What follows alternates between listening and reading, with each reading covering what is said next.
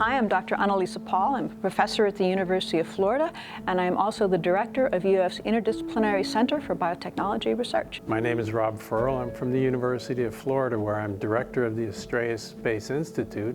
I'm also an assistant vice president for research and a professor in molecular biology.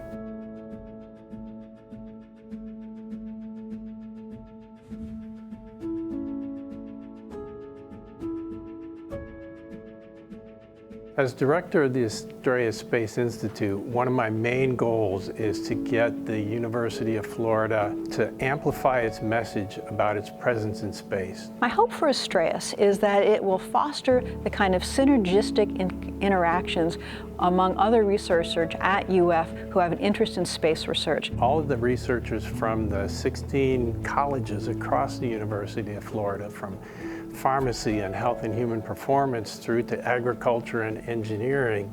All of us do different types of things at the university that are associated with space exploration, but until now we haven't had a unified kind of organization that gets us all in the same room to have these types of easy collaborations that makes the kind of work we all do reach farther.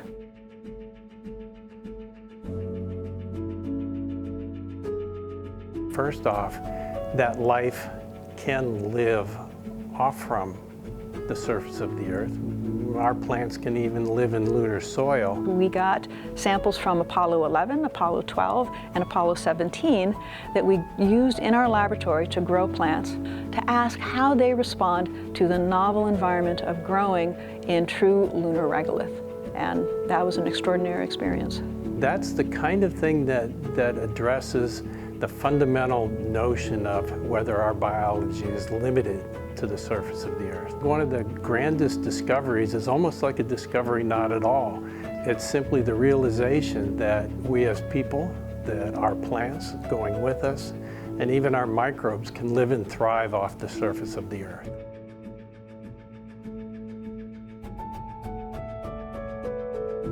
Recently, I got to go to space.